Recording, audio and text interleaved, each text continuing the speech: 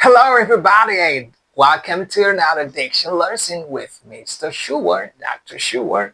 And today, class is going to be revolving around some critical words that we can use to level up our English in no particular order. Let's take a look at those words carefully. All right.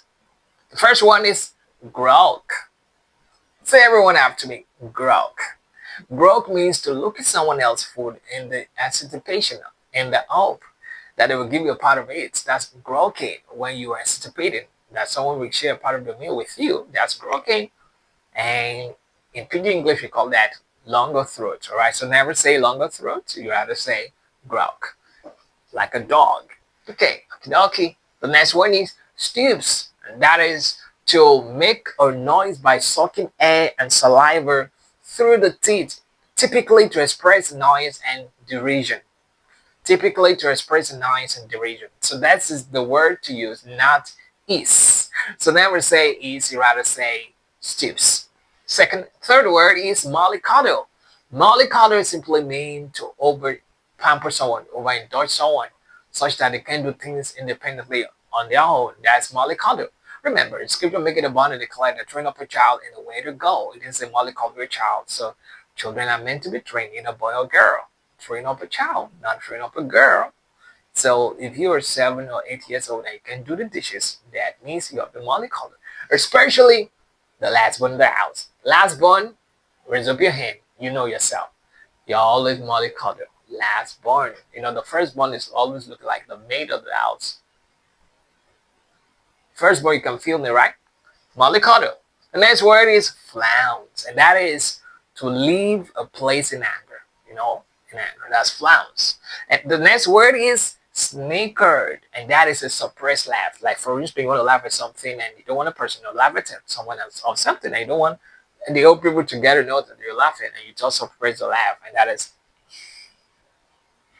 that's and then another word here is skawk. And skawk means to tiptoe, to move gently, like a cat before now. All right. The next one is craning or crane, and that is to stretch your neck forward to see something more clearly.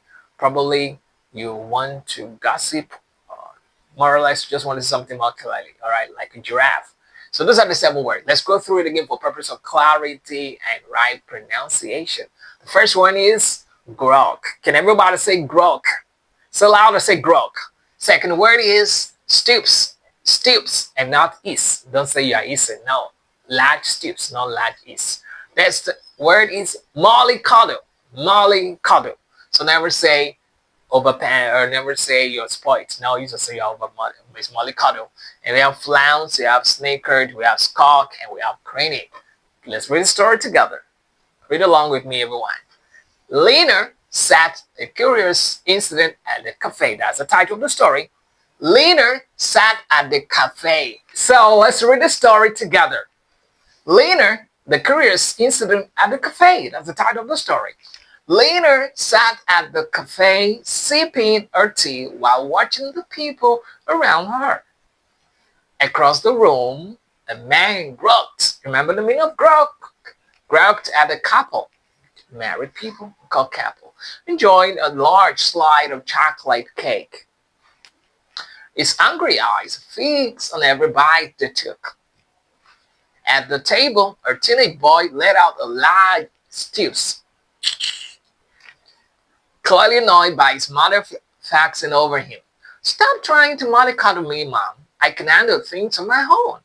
He grumbled, rolling his eyes. Near the entrance, a woman in a bright red coat suddenly stood up and flounced out of the cafe, her heel clicking dramatically against the floor. No one knew why she left in such a huff, but a group of students in the corner snickered, amused by the scene. In shallowy corner of the cafe, a man skulked, trying to remain unnoticed as she glanced around nervously. Just then, a loud noise from outside caught everyone's attention.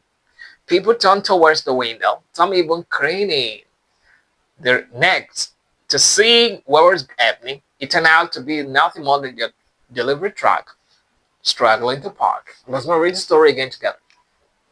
Together. One more time, the curious incident at the cafe. Lena sat at the cafe, sipping her tea while watching the people around her. Across the room, a man gawked at a couple enjoying a large slice of chocolate cake. His hungry eyes fixed on every bite they took. At the table, a teenage boy let out a large stoops, clearly annoyed by his mother fussing over him. Stop trying to mollycoddle me, Mom. I can handle things on my own, he grumbled, rolling his eyes. Near the entrance, a woman, can everybody say woman? That's it. A woman in a bright red coat suddenly stood up and flounced out of the room, out of the cafe. Her heel clicking dramatically. Remember, Clay never say Kali, rather say Clay. Against the floor, no one knew why she left in such a huff. I mean, hurry, angry. All right. And but a group of students in the corner snickered, amused by the scene. In the shallowy corner of the cafe, a man skulked, remember, tiptoe, trying to remain unnoticed as she glanced around nervously. Just then, a loud noise from outside caught everyone's attention. Never use a Sean, use a Shin. People turned towards the window, some even craning. Stretch your neck forward to see more clearly. Your necks to see what was happening. It turned out to be nothing more than just a delivery truck struggling to park. That is the story for today. I hope you enjoy my story. Cheers, everybody.